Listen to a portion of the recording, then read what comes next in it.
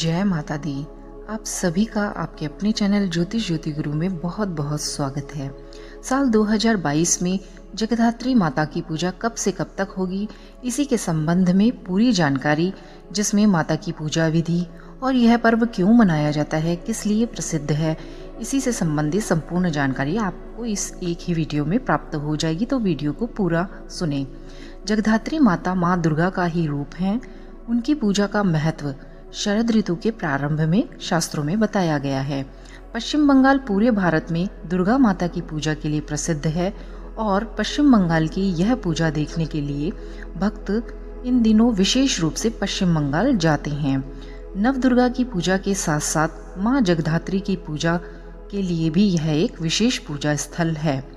इसी के साथ उड़ीसा के कुछ स्थानों पर भी इसे बड़े उत्साह के साथ मनाया जाता है। माता की उत्पत्ति तंत्र से हुई है।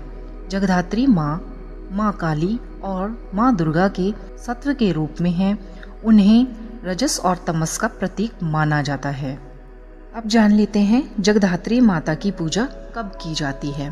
यह त्योहार दुर्गा नवमी के एक महीने के बाद मनाया जाता है और इस उत्सव का जन्म चंदन नगर प्रांत में हुआ था। यह 4 दिनों तक चलने वाला त्योहार है, जिसमें मेले को सजाया जाता है और इस त्योहार को पूरे उत्साह के साथ भव्य रूप से मनाया जाता है। जगधात्री माँ की पूजा कार्तिक मास के शुक्ल पक्ष की अष्टमी से दशमी तिथि तक मनाया जाता है। गोपा अष्टमी के दिन माँ दुर्गा के जगधात्री स्वरूप की पूजा की जाती है। माँ जगधात्री एक दुर्गा पूजा के समान ही पूजा है, जो अष्टमी तिथि से शुरू होती है और दशमी तिथि तक समाप्त हो जाती है। साल 2022 में यह पूजा 2 नवंबर से प्रारंभ होकर 5 नवंबर तक मनाई जाएगी, जिसका विशेष महत्व है। इन 4 दिनों में से मुख्य रूप से 2 नवंबर 2022 का दिन विशेष महत्व रखने वाला होगा। इस पूजा को लोकप्रिय रूप से देवी दुर्गा का अवतार ही कहा जाता है, जो बुराई को नष्ट करती हैं और पृथ्वी पर शांति लाती हैं। तेजस्वी रोशनी के बीच शानदार पांडालों में देवी जगधात्री माता की विशाल मूर्तियों की स्थापना करके इस त्योहार को भव्य तरीके से मनाया जाता है। अब जान लेते हैं सबसे पहले जगधात्री माता की पूजा किसने की थी। कहा जाता है कि इस पर्व की शुरुआत रामकृष्ण परमहंस की पत्नी शारदा देवी ने रामकृष्ण मिशन में की थी। वह भगवान के पुनर्जन्म में बहुत विश्वास करती थीं और इसकी स्थापना के बाद दुनिया के कोने कोने में मौजूद रामकृष्ण मिशन के केंद्र में इस त्योहार को मनाने की शुरुआत हुई। यह पर्व माँ दुर्गा के पुनर्जन्म की खुशी में मनाया जाता है। ऐसा कहा जाता है कि देवी बुराई का नाश करने और अपने भक्तों को सुख और शांति देने के लिए धरती पर प्रकट हुई थी। अब जान लेते हैं माँ जगधात्री पूजा की विधि किस प्रकार से करनी होती है। यह पूजा माँ दुर्गा की पूजा के समान ही की जाती है और इसमें विशेष रूप से मनुष्य को अपनी इंद्रियों को वश में करने का ज्ञान प्राप्त होता है। अभिमान का नाश ही इस पर्व का मुख्य उद्देश्य होता है।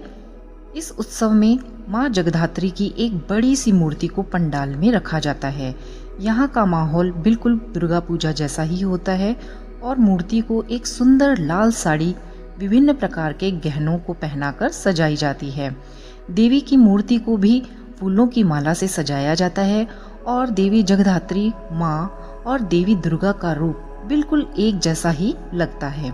यह नवरात्रि उत्सव की तरह ही आयोजित किया जाता है। तो आप सभी समझ ही गए होंगे कि देवी जगधात्री माता की पूजा उसी तरीके से की जाती है। अगर आप घर में करते हैं तो जिस तरीके से आप नवरात्रों में माता की पूजा करते हैं, उनकी चौकी लगाते हैं और उनका भव्य रूप से श्रृंगार करके उनके आगे घी की ज्योत जगाते हैं या अखंड ज्योत प्रज्वलित करते हैं, तो वो तो 9 दिनों के लिए अखंड ज्योत जगती है। लेकिन इसमें आप अष्टमी से दशमी तक अखंड ज्योत जगाकर माँ की पूजा अर्चना कर सकते हैं और मन को पवित्र रखना है, शरीर को पवित्र रखना है और विशेष रूप से माँ की ही आराधना ध्यान आपको करना है। तो इस प्रकार से आप माँ की पूजा अर्चना विशेष रूप से कर सकते हैं। इस 4 दिवसीय उत्सव में कई स्थानों पर जगधात्री माता के मेले का भी आयोजन किया जाता है। इसमें उनकी कई झांकियां निकाली जाती हैं, जिसमें चंदन नगर की पौराणिक कथाओं और इतिहास को सामने दिखाया जाता है। माँ के भजन गायन और गरबा रास का भी आयोजन किया जाता है। इस प्रकार से जगन्नाथ जी की रथ यात्रा उड़ीसा में बहुत प्रसिद्ध है। उसी तरह से ही जगधात्री माता का मेला भी विश्व भर में बहुत अधिक प्रसिद्ध है। यह मेला 8 से 15 दिनों तक चलता है। यह पर्व और मेला गोपाष्टमी के दिन प्रारंभ किया जाता है। इस मेले का भव्य आयोजन किया जाता है और इसमें अनेक प्रकार के नाटकों को भी प्रस्तुत किया जाता है। मेला बहुत ही भव्य होता है और देखने लायक होता है। अब जान लेते हैं माँ जगधात्री की कथा के बारे में। महिषासुर के आतंक से देवताओं का जीवन कठिन हो जाता है, जिसके कारण वे माँ दुर्गा की शरण में जाते हैं और एक लंबी लड़ाई के बाद महिषासुर का वध माता द्वारा किया जाता है, जिसके बाद देवताओं को स्वर्ग का आधिपत्य तो प्राप्त हो जाता है, परंतु इसके कारण देवताओं को अभिमान हो जाता है और वे स्वयं को सर्वश्रेष्ठ मानते हैं। देवताओं के सामने जब पूजा की जाती है तो देवता स्वयं को अपमानित महसूस करते हैं और एक एक करके यक्षदेव के पास जाते हैं। यक्षदेव वायुदेव से एक प्रश्न पूछते हैं कि आप क्या कर सकते हैं।